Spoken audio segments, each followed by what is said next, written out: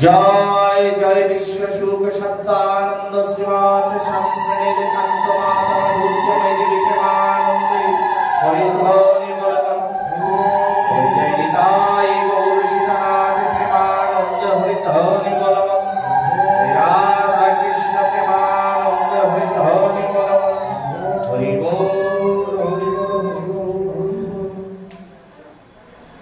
तमेव माता च पिता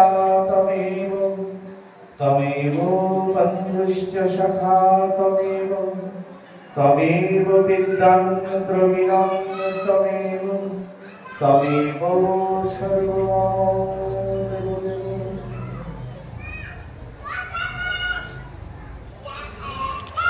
सर्वप्रथमे आमी आमार परमाराध्य गुरुदेव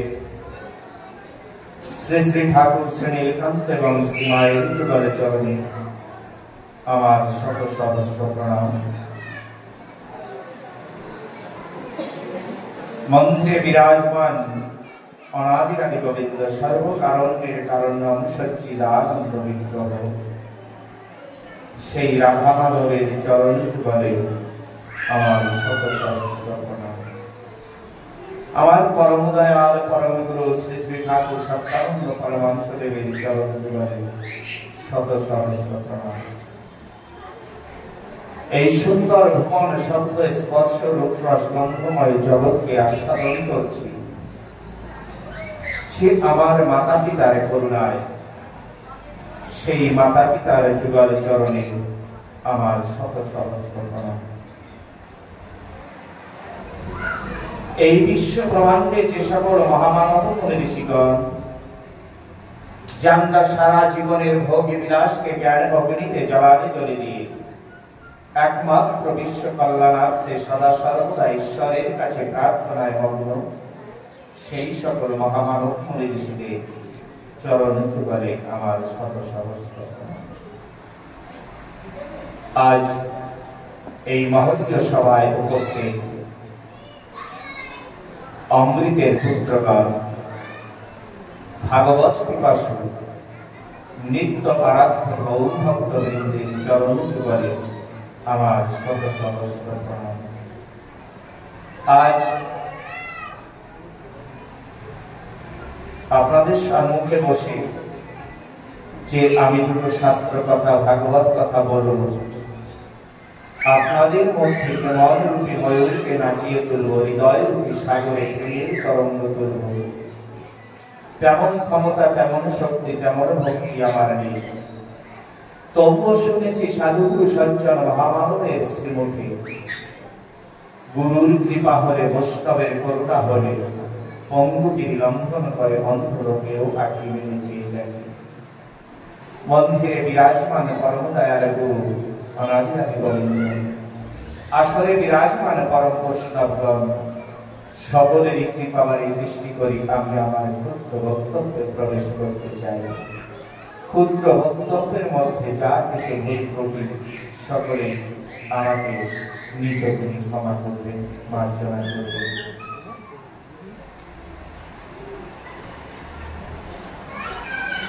শাস্ত্রে একটা কথা বলে, গুরু কৃষ্ণ বৈষ্ণব তিনের দয়া হলো, একের দয়া বিনে জীব সারে ঘাড়ে গেল।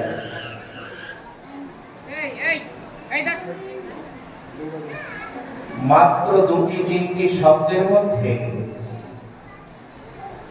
লুকিয়ে আছে সারা জীবনের সার তত্ত্ব।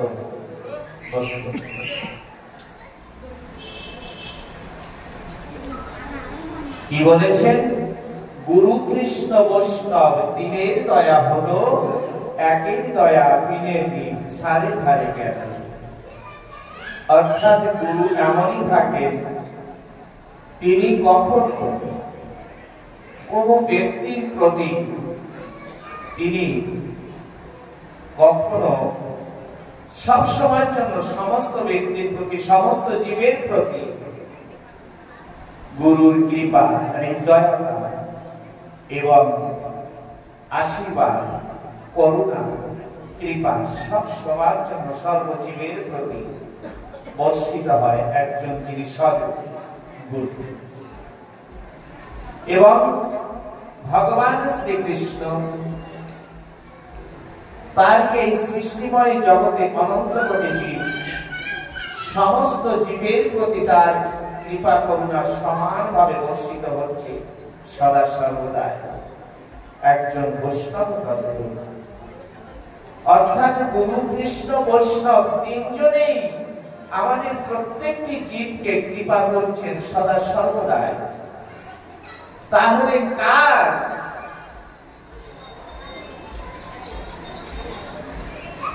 গুরু কৃষ্ণ বৈষ্ণব তিনের দয়া হলো একের দয়া বিনে জীব সারে জ্ঞানে গেল। সেই একের দয়া অর্থাৎ কার দয়া বিনা এই তিনজনের কৃপা করুণা জীবনে কোনো সুফল বলছে না। সেই একের দয়া, সেই একের দয়াটা কি? একের দয়া হল অর্থাৎ নিজের প্রতি নিজের দয়া। নিজের প্রতি নিজের দয়া যত সময় না হয় তত সময় গুরু কৃষ্ণে বৈষ্ণবের দেওয়া কৃপা করুণাও ধারণ করা যায় না।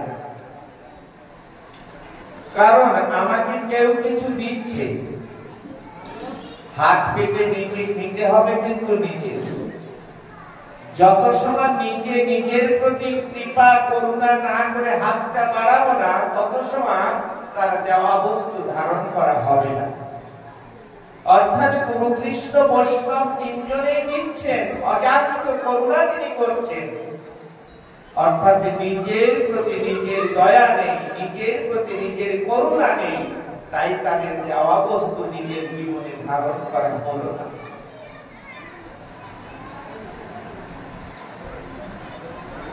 শ্রীমান গৌরাঙ্গ মহাপ্রভু তিনি যখন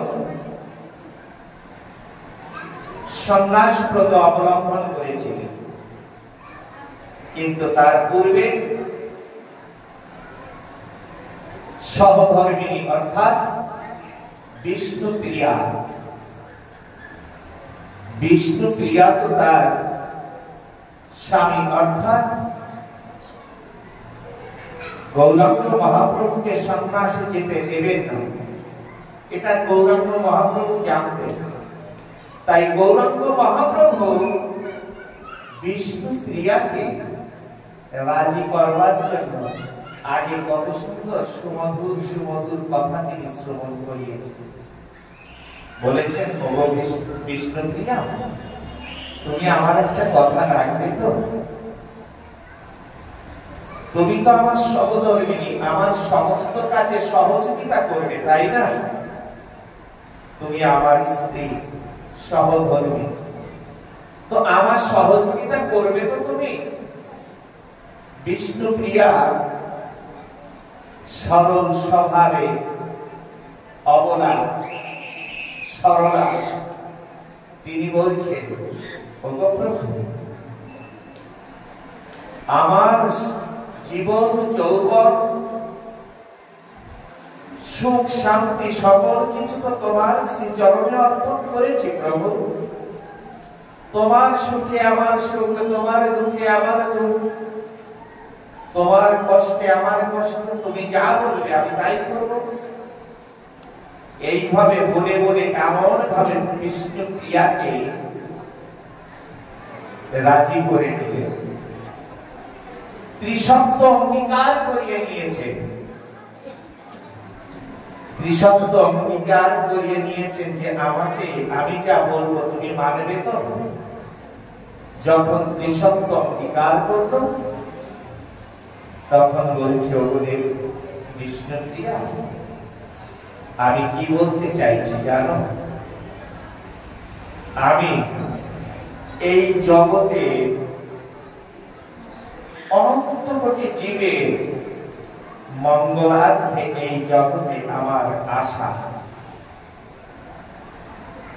বহু মানুষের করুণ ক্রন্দনে তাদের দুঃখ কষ্ট বেদনাকে দূর করবার জন্য জগতে আমার আশা।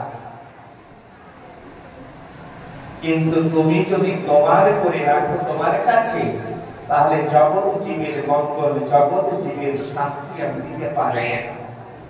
তাই তুমি তোমার নিজের সুখকে বিসর্জন দিয়ে জগৎবাসীর সুখের কথা চিন্তা করে তুমি আমাকে সন্ন্যাস দাও। যখন না বিষ্ণুপ্রিয়াকে মহাপ্রভু এই কথা বললেন, বিষ্ণুপ্রিয়ার মস্তকে মনে হলো যেন বজ্রাঘাত হল, কিন্তু আগে তো ত্রিসঙ্গ অঙ্গীকার করে নিয়েছে। যখন এই কথা বলেছে, দুই চোখের জলে ভেসে যাচ্ছে, আর মনে মনে চিন্তা করছেন তাই তবে আর তো বেশি সময় প্রভু আমার কাছে থাকবে না। সারাটা রাত্র জেগে জেগে মহাপ্রভু চরণ সেবা করেছেন, সমস্ত শরীর শিথিল হয়ে আসছে, সমস্ত ইন্দ্রিয়গণ নিস্তেজ হয়ে যাচ্ছে।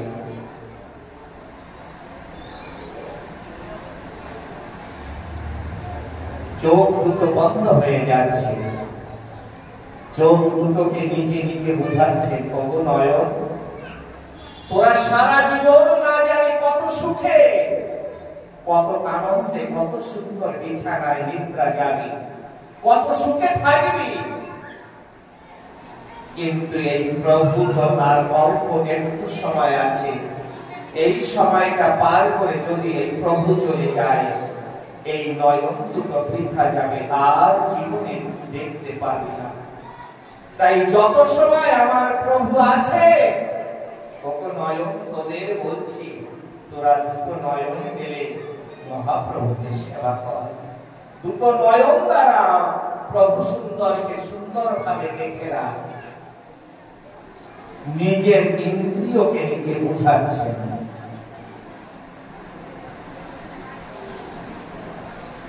ঘুম আসতে দিচ্ছে না,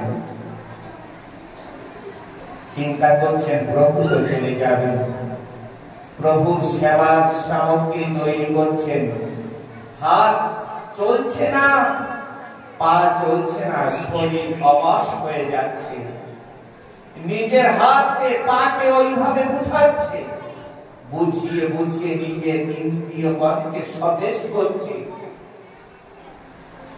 যখন প্রভাত হতে গেল, মনে মনে চিন্তা করছেন প্রভু তো চলে যাবে, তাই প্রভুকে সুন্দর করে একটু সুসজ্জিত করি। প্রভুকে সুন্দর করে সুসজ্জিত করবার জন্য বৃক্ষ থেকে ফুল আনতে গিয়েছে। বৃক্ষের কাছে যে এই দেহটাকে বহন করে পা দুটো নিয়ে যাবে, পা দুটো চলছে না, পা দুটোকে বলছে ওরে চলো, তোরা না জানি সারা জীবন কত জায়গায় ঘুরতে পারবি, কত জায়গায় যেতে পারবি, কত বিশ্রাম করতে পারবি, কিন্তু জীবনে এই সুদিন আসবে না, প্রভুর সেবায় এই চরণ দুটো লাগবে না।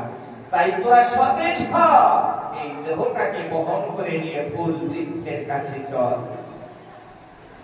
যখন নিজের পা দুটোকে সতেজ করে যখন ফুল গাছের কাছে গিয়েছে, হাত দ্বারা ফুল তুলবে, হাত উঁচু হচ্ছে না,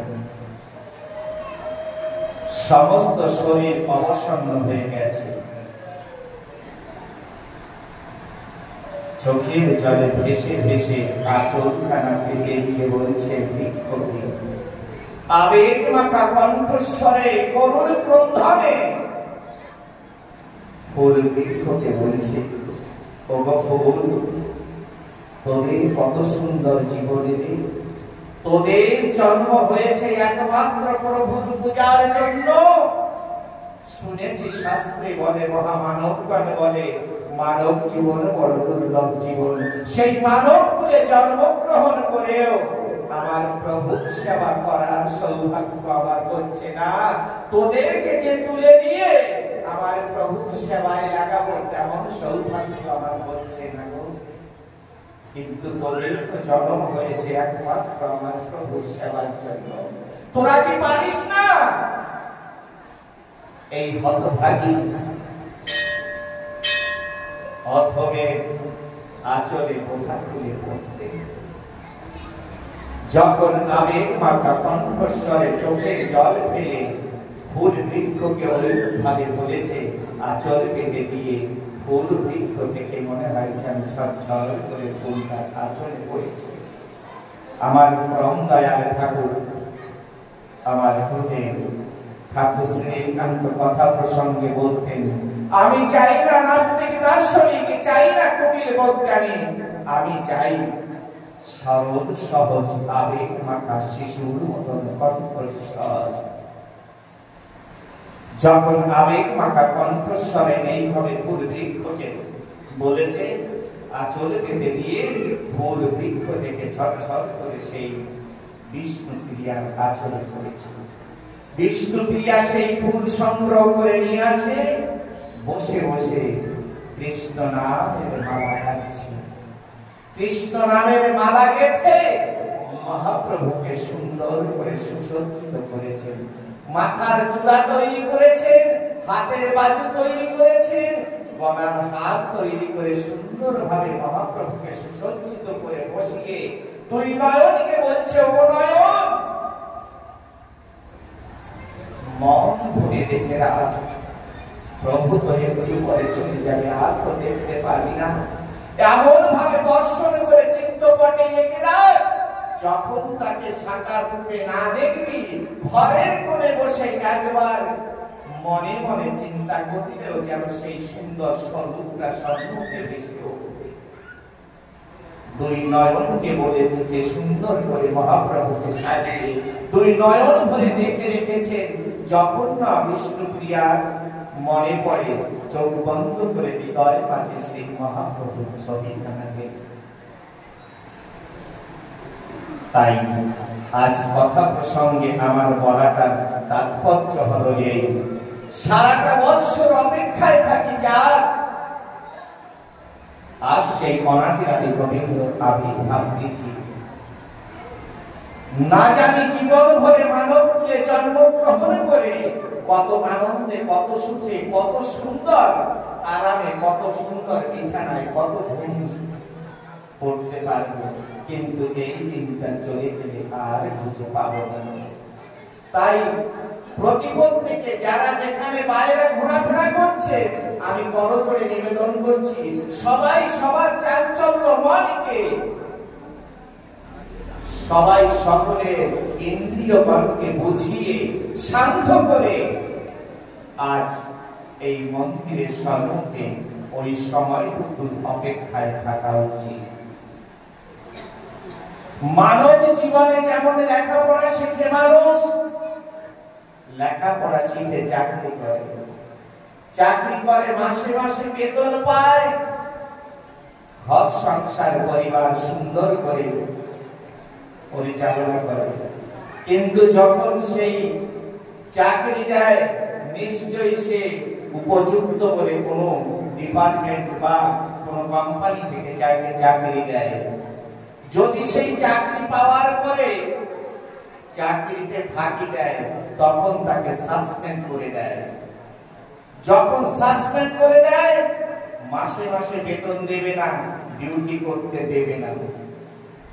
যখন বেতন পাবে না, সংসার ঘর পরিবার ঠিক মতন চালাতে পারবে না, সংসারে কলহ ঝগড়া অশান্তি লেগে যাবে।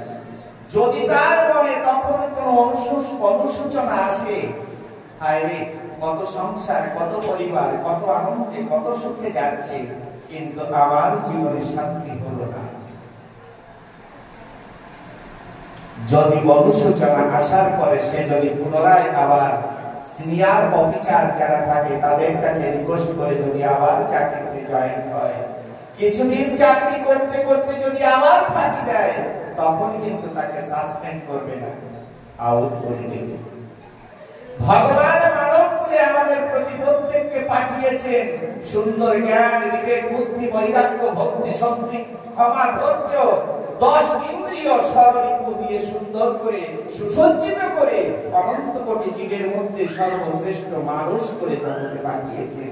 এই মানব কুলে জন্মগ্রহণ করে যদি মানুষ মানুষের কর্ম না করে, ঈশ্বরের সাধন ভজন না করে, 10 ইন্দ্রিয়কে বুঝিয়ে যদি ঈশ্বরমুখী না করে, সেই মানুষের জীবনে সুখ আশা কামনা করা যায় না, আশা করা যায় না। তাই প্রত্যেকে আমরা চাই জীবনে সুখ, কিন্তু সুখ আসে কোথায়? সুখ শান্তি আসে কোথায়? সেই পথটাকে জেনে নেওয়ার জন্য প্রত্যেকে সাধু সঙ্গ, গুরু সঙ্গ লাভ করা প্রয়োজন। আমরা সাধারণ জ্ঞানে সাধারণ দৃষ্টিতে আমরা জানি মানুষের জীবনে সুখ শান্তি আসে কিসে? অর্থ, টাকা পয়সা, ধন দৌলত, ভালো গাড়ি, ভালো বাড়ি, এগুলো হলে মানুষের জীবনে সুখ এবং শান্তি আসে। যদি তাই হতো তাহলে কংসের পিতা উগ্রসেন, তার কিন্তু অর্থ সম্পদ, টাকা পয়সা, ধন দৌলতের কমে ছিল না। যদি তাই হতো রাজা কংস, তার জীবনে কিন্তু অর্থ সম্পদ, টাকা পয়সা, ধন দৌলতের কমই ছিল না। যার রন্ধন সময় স্বয়ং লক্ষ্মী দেবী রন্ধন করতেন,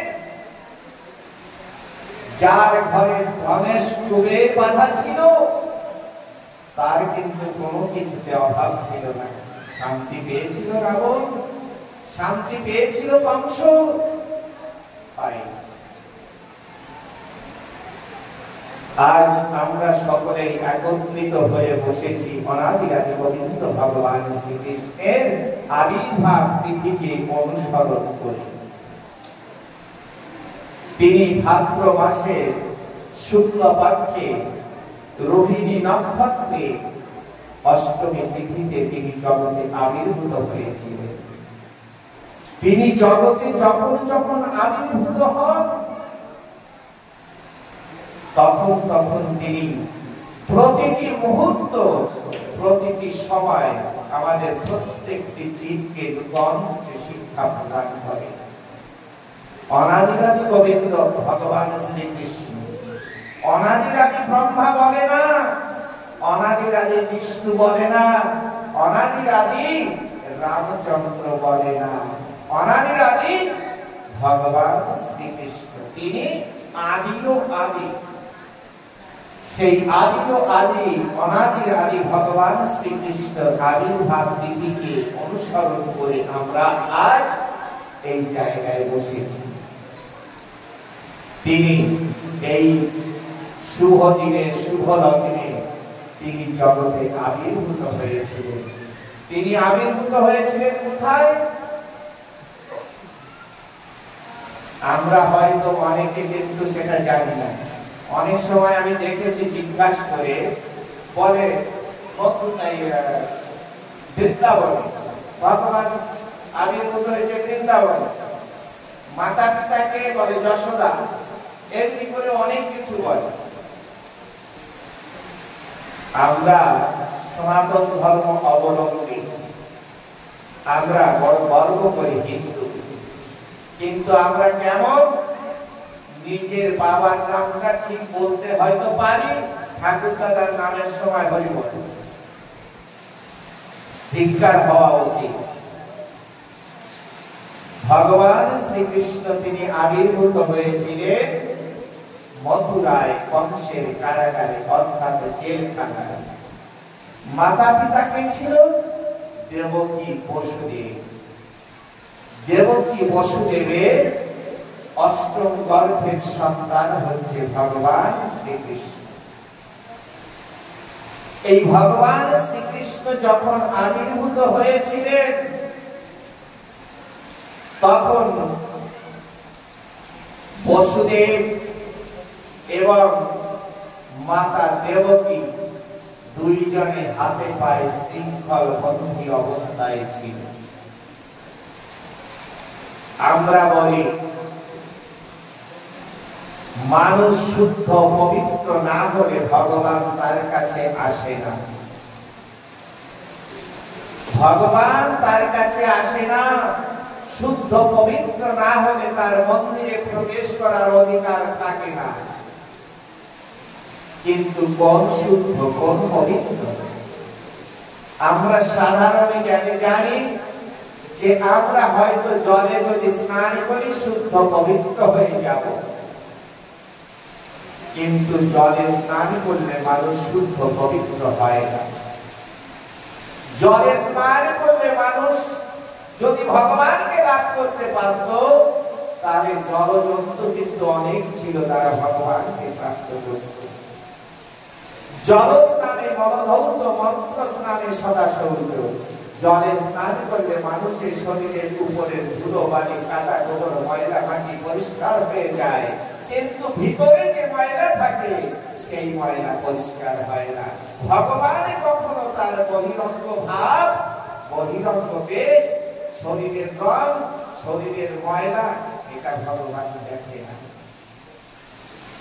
ছোট্ট একটা কথা মনে পড়ে গেল, কথা প্রসঙ্গে। একজন জমিদারের কন্যা, আজ যেমন এখানে যারা এসেছেন, আমরা প্রত্যেকে কিন্তু নিজ নিজ একটা সাজ পেশ নিয়ে এসেছি এখানে। কারণ সেখানে মন্দিরে যাচ্ছি, আশ্রমে যাচ্ছি, অনেক লোকের সমাগম, আমরা সবাই মোটামুটি একটু সুসজ্জিত হয়ে এসেছি। আচ্ছা, আমরা সেজে গুজে মানুষের মধ্যে যাই কেন? মানুষ আমাকে দেখবে, আমাকে দেখে ভালো বলবে। আমি সোনা দানা গহনা গাঠি আদি ইত্যাদি ভালো আভূষণ পরিধান করে আসছি, আমাকে মানুষ দেখবে, আমাকে মানুষ ভালো বলবে। বহিরঙ্গ বেশ সাজ যখন মানুষ করে, তখন বহিরঙ্গ দৃষ্টি দিয়ে মানুষ মানুষকে দেখে। কিন্তু যেমন বহিরঙ্গ বেশকে সুসজ্জিত করে সোনা দানা পরা হয়, কিন্তু ভিতরটাকে সুসজ্জিত করবার জন্য সোনার প্রয়োজন হয়। ভিতরটাকে সুসজ্জিত করবার জন্য কি সোনার প্রয়োজন হয়? কৃষ্ণ কথা সোনা দিয়ে ভিতরটাকে যখন সুসজ্জিত শুদ্ধ পবিত্র করা হয়, তখন হয় প্রকৃত সে শুদ্ধ পবিত্র। একজন জমিদারের কন্যা, তিনি মনে মনে ভেবেছিলেন পূর্ব জন্মের সুকৃতি থাকলে তবেই সে কিন্তু বিষয় ছেড়ে ঈশ্বরের পথে অগ্রসর হতে পারে। তো সেই জমিদারের কন্যা, তিনি মনে মনে ভেবেছেন আমার বাবার জমিদারি ছেড়ে দিয়ে আমি একটু কৃষ্ণ ভজন করতে যাব। বৃন্দাবনে যখন কৃষ্ণ ভজন করতে এসেছিল, তখন গুরুদেবের সম্মুখে এসে করজোড়ে বলছিলেন, বাবা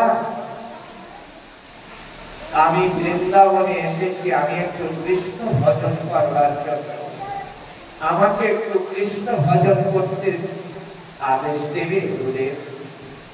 গুরুদেব এক পলক তাকিয়ে বলল, মাগো মা, তোমার এই সুন্দর রূপ যৌবন নিয়ে তুমি কৃষ্ণ ভজন করতে পারবে না, কারণ এই রূপ নিয়ে কখনো কৃষ্ণ ভজন হয় না। ফুল যখন ফোটে, ভ্রমর তখন দলে দলে আসে, ফুলটিকে নষ্ট করে। অতএব তোমার এই রূপ যৌবন সৌন্দর্য নিয়ে তোমার কৃষ্ণ ভজন হবে না, তুমি ফিরে চলে যাও বাড়ি। মা দুই চোখের জলে ভেসে ভেসে বললেন, গুরুদেব আমাকে বিতাড়িত করে দিলেন। ধিক্কার এই মানব জীবন, ধিক্কার এই রূপ যৌবন সৌন্দর্য। ভগবানের কাছে বললেন, হে ভগবান, যে রূপ যৌবন তোমার সেবায় লাগবে না, মানব কুলে জন্ম দিয়ে সেই রূপ যৌবন কেন দিয়েছ আমাকে? ঠাকুর, রাখতে চাই না আমি সেই রূপ। যে রূপ কৃষ্ণ সেবায় বাদী হবে, সেই রূপকে আমি সর্বপ্রথম ধ্বংস করব। মা ভিক্ষায় নামলেন। ভিক্ষায় নেমে এক গোছা ধূপকাঠিতে ভিক্ষা দিয়েছে, আর দুটো দেশলাই ম্যাচ ভিক্ষা দিয়েছে। ভিক্ষা নিয়ে যমুনার তীরে এক ভয়ঙ্কর তৃণ আচ্ছাদিত এক গাছের তলায়, যেখানে কেউ দেখবে না, একমাত্র কৃষ্ণ দেখবে। যমুনার তীরে ওই ঝোপের ভিতরে গিয়ে একা একা কৃষ্ণ নাম করছে। ক্ষুধা পেলে জল পান করে যমুনা, আর ওর ভিতরে বসে ওই কৃষ্ণ নামে একটা একটা করে ধূপকাঠি জ্বালিয়ে দেয়। আর সেই কৃষ্ণ নামের আগুন দিয়ে নিজের সুন্দর রূপ চেহারাকে একটু একটু করে পুড়িয়ে পুড়িয়ে পুড়িয়ে পুড়িয়ে সম্পূর্ণ রূপকে বিসর্জন দিয়েছে, জ্বালিয়ে পুড়িয়ে দিয়েছে। আর ক্ষুধার্ত অবস্থায় থাকতে থাকতে সম্পূর্ণ শরীর শুকিয়ে কাঠ করেছে। যখন এই দৃশ্য তখন যার হয়ে গেছে, তার অমনি গুরুদেবের সম্মুখে এসে দাঁড়িয়ে করজোড়ে গুরুদেবকে বলছেন, গুরুদেব, এখন কি আমার দ্বারা কৃষ্ণ ভজন সম্ভব? গুরুদেব বুকে জড়িয়ে ধরল, মা, এত বড় ত্যাগ যার মধ্যে আসে সেই একমাত্র কৃষ্ণ সেবার অধিকারী। আয় মা, আজ থেকে তুই কৃষ্ণ সেবার অধিকারী হতে পেরেছিস। তখন গুরুদেব তাকে কৃষ্ণ সেবার অধিকারী করে। এই জন্য বললাম, যত সময় পর্যন্ত মানুষ গুরু কৃষ্ণ বৈষ্ণবের কিনের দয়া হলো, একের দয়া কিনে যে মানব জীবন সারে খারে চলে গেল।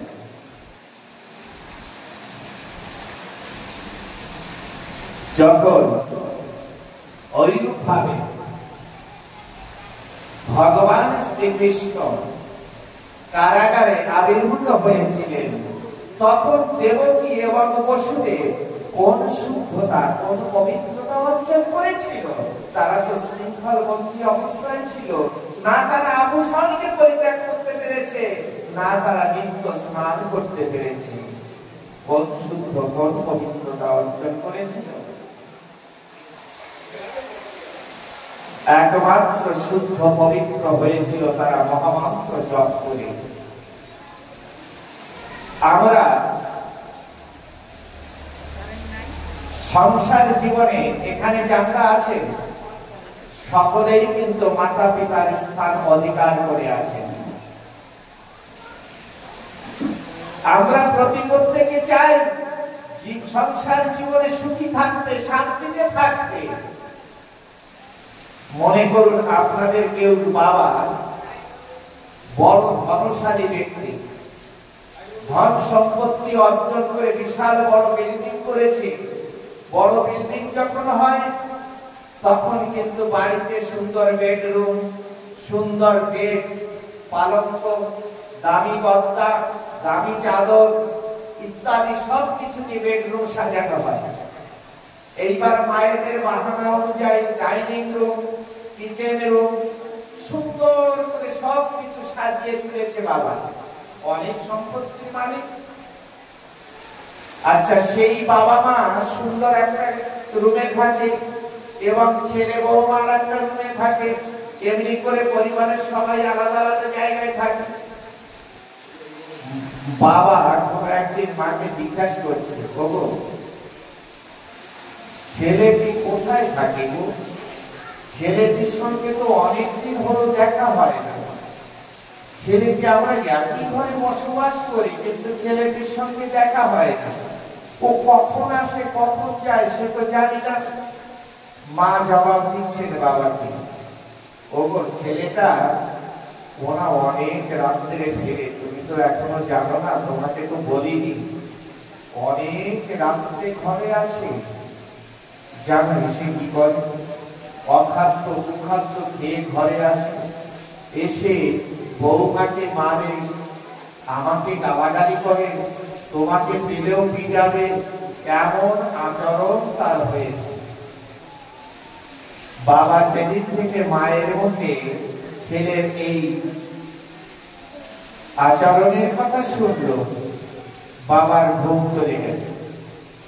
যদি কোনো পরিবারের সন্তান এই আচরণের হয়, বাবা দামি পালককে মোটা গদ্দায় শুনে ঘুম হবে তো?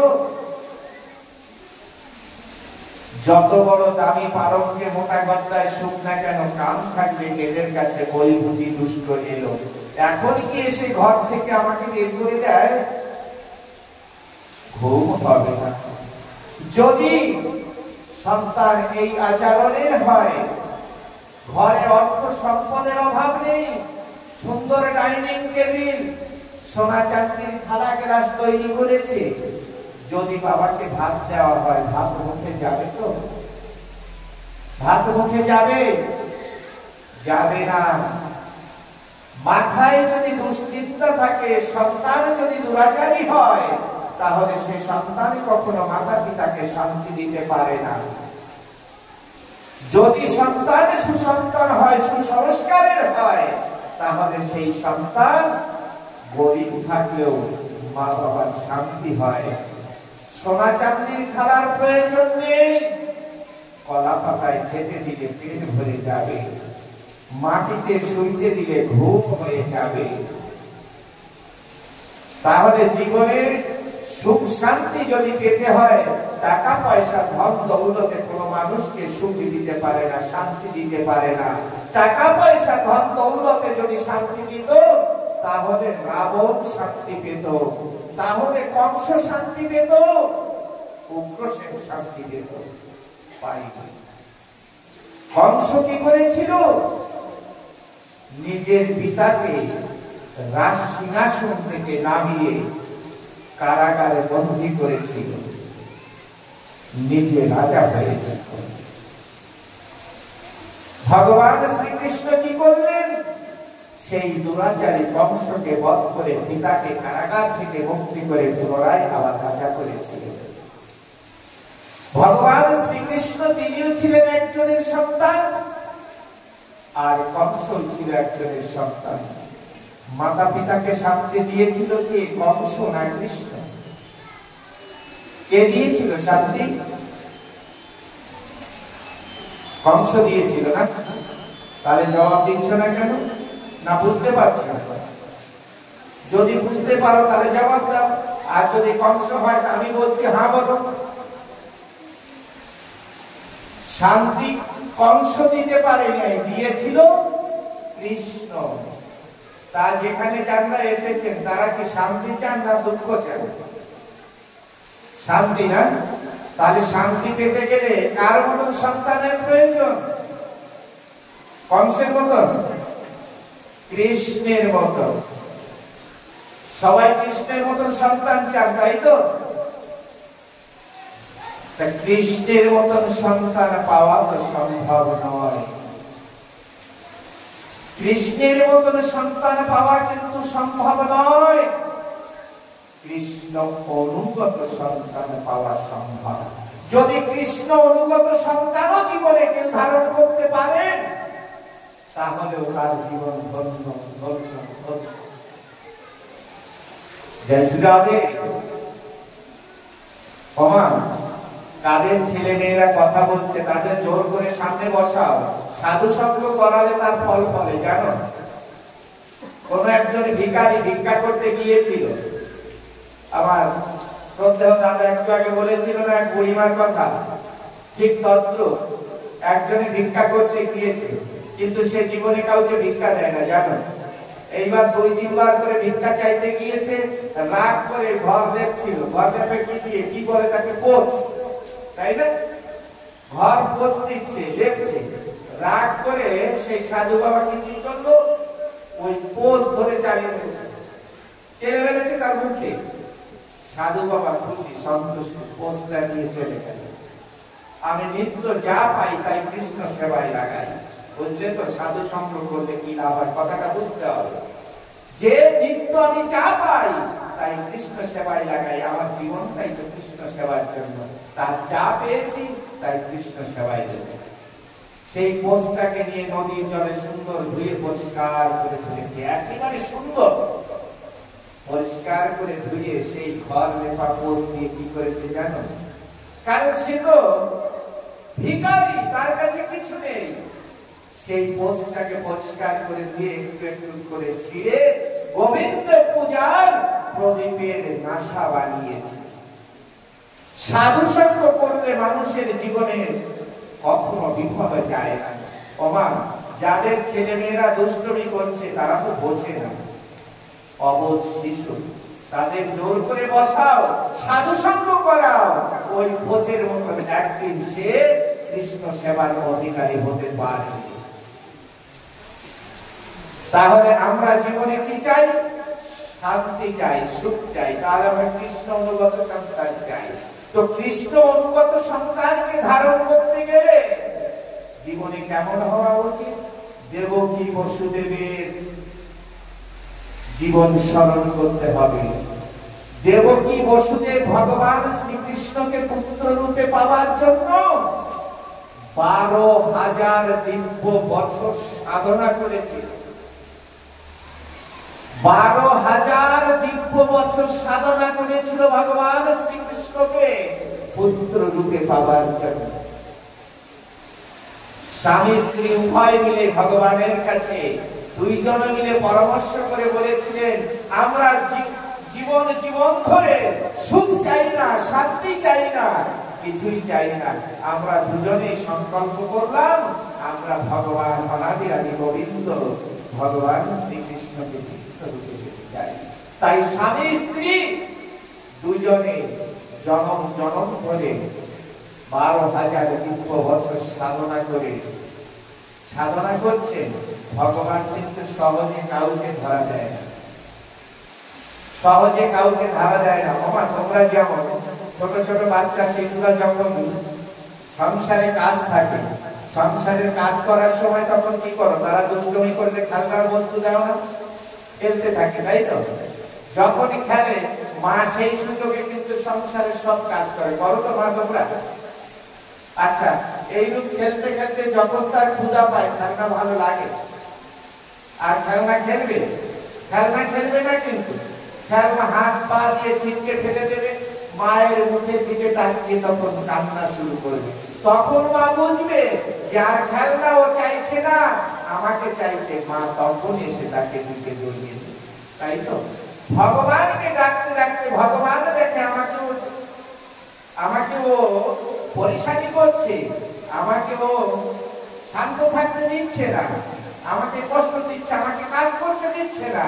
তখন ঠাকুর কিন্তু কামনা, বিষয় বাসনা, খেলনার বস্তু, সংসারের সমস্ত কিছু উজাড় করে দিয়ে দেয়।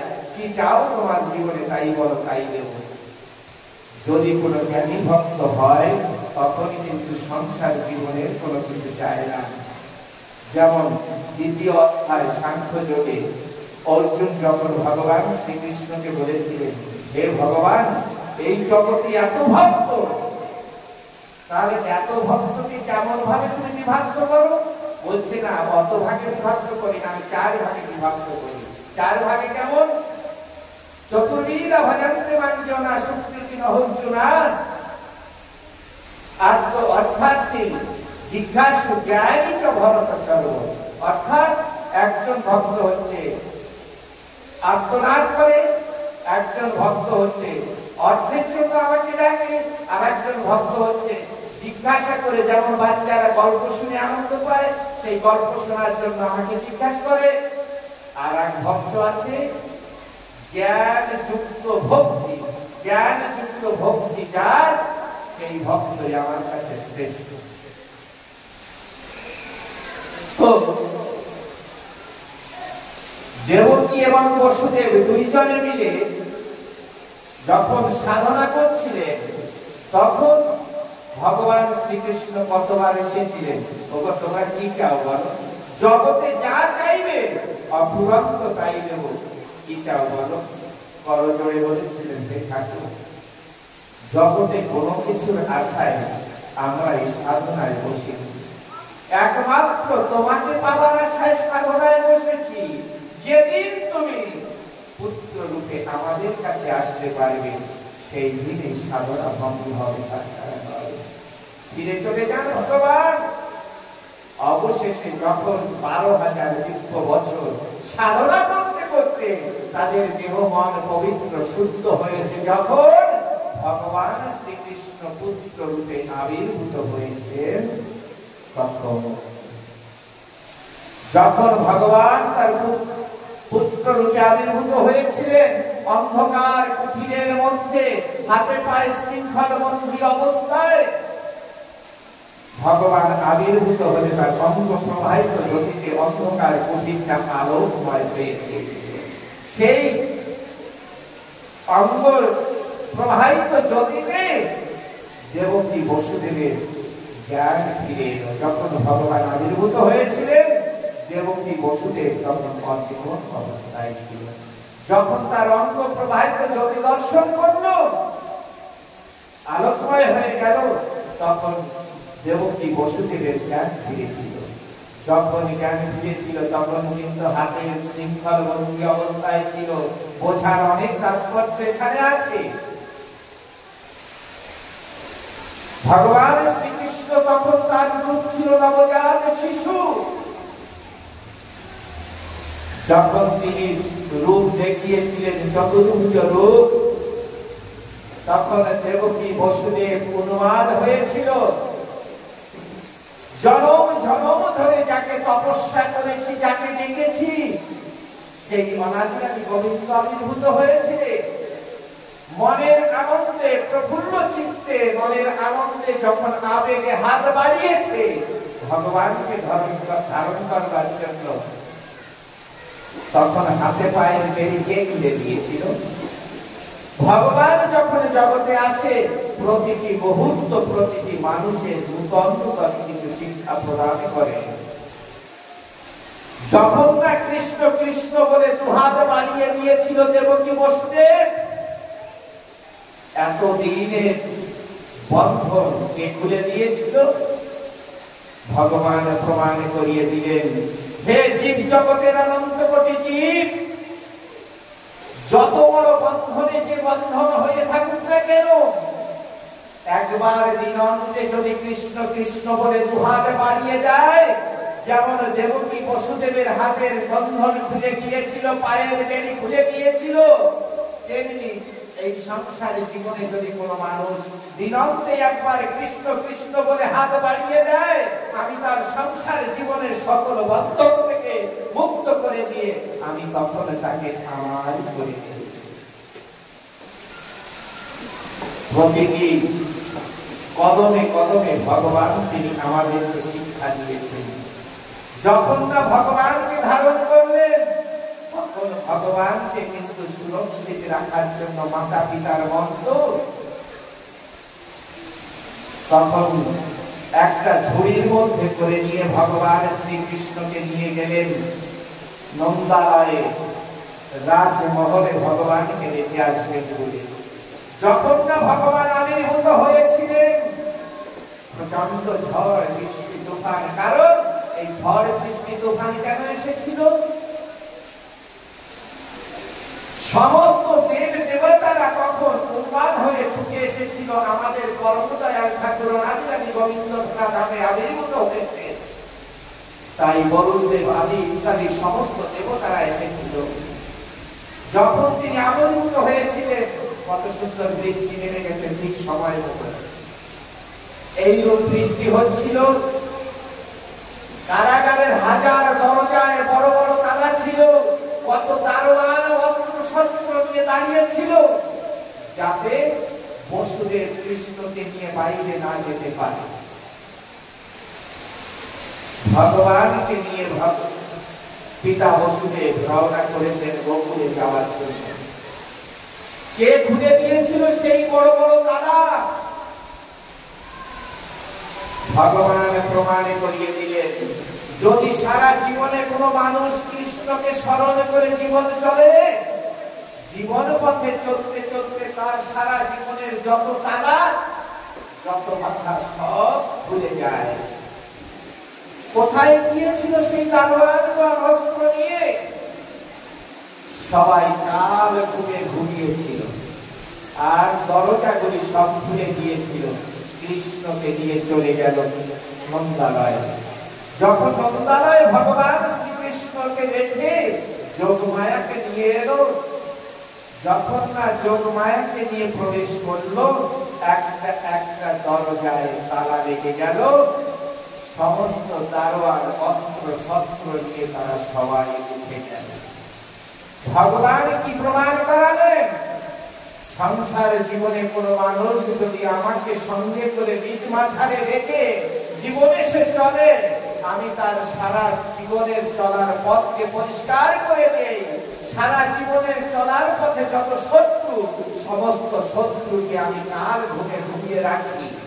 কিন্তু যখন কৃষ্ণকে ভুলে গিয়ে যোগমায়াকে ধরে নিয়ে আসলো, যোগমায়াকে নিয়ে যখন কারাগারে প্রবেশ করলো, একটা একটা করে দরজা আবার লেগে গেল, তালা লেগে গেল। সমস্ত দারোয়ানরা ঘুম ভেঙে উঠে অস্ত্র নিয়ে দাঁড়িয়ে গেল। ভগবান প্রমাণ করিয়ে দিলেন, জগতে আমাকে ছেড়ে কোন মানুষ যদি যোগমায়াকে, সংসারের মায়াকে আঁকড়ে ধরে, তার জীবন চলার পথের সমস্ত শত্রুকে আমি জাগিয়ে দেই, চলার পথে সব দরজা বন্ধ করে দেই। তাই আমরা প্রত্যেকটি মানুষকে সংসার জীবনে চলার পথে সব সময়ের জন্য কৃষ্ণকে সঙ্গে রেখে, গুরু কৃষ্ণকে সঙ্গে রেখে, মনে রেখে, হৃদয়ে মাঝে রেখে আমরা যেন জীবন চলার পথকে সুন্দর করে গন্তব্য স্থানে আমরা পৌঁছাতে পারি। এই কথাটাকে আমরা প্রত্যেককে স্মরণ করে জীবন চলা উচিত। জীবন অল্প সময় নিয়ে আমরা জগতে এসেছি, কে কখনো চলে যাব কোনো ঠিক নেই। আমাদের কার কখনো যেতে হবে, আমরা কখনো কোনো নির্দিষ্ট সময় নিয়ে আমরা প্রত্যেকে এসেছি। কখন টিকিটের হার শেষ হয়ে যাবে তার কখন প্রস্থান করতে হবে। তাই জগতে অল্প সময় এসেছি, কত গাছ, কত পাতা, কত ডাল গুলে সময় নষ্ট না করে এই বাগিচায় যখন ঢুকেছি, সুন্দর সুন্দর হরি কথা, কৃষ্ণ কথা রূপী সুমিষ্ট ফলকে আস্বাদন করে আমরা পরম আনন্দ তৃপ্তি লাভ করে তাকে জগৎ থেকে চলে যেতে পারি। যদি তাই না করি, ক্ষুধার্ত অবস্থায় রাস্তায় বেরোলে কখন কোন বিপদ আসবে, অভুক্ত থাকতে হবে, তার কোনো ঠিকানা নেই। তাই অল্প সময় নিয়ে জগতে এসেছি, সময়টাকে নষ্ট না করে আমরা যেন কৃষ্ণ ভজন, গুরু ভজনের মতো হতে পারি। এই বলে আমি আমার মনাদিরাজ গোবিন্দের কাছে এবং শ্রী গুরুর চরণে এই মিনতি রেখে আমরা সকলের কাছে আমারও নিবেদনে রেখে, যেন আমি বলছি আমার জীবনটাও এইভাবে মধুময় হয় এবং সকলের জন্য আমি ঈশ্বরের কাছে কামনা রেখে আমার ক্ষুদ্র বক্তব্য এখানে বিরাম করছি। আমরা আবার এখন একটু সঙ্গীতের আনন্দ নেব এবং তারপরেই আমরা প্রভুর আবির্ভাব সম্বন্ধে আমরা যে আনন্দ উৎসব করব, এই বলে আমার বক্তব্য এখানেই বিরাম করছি।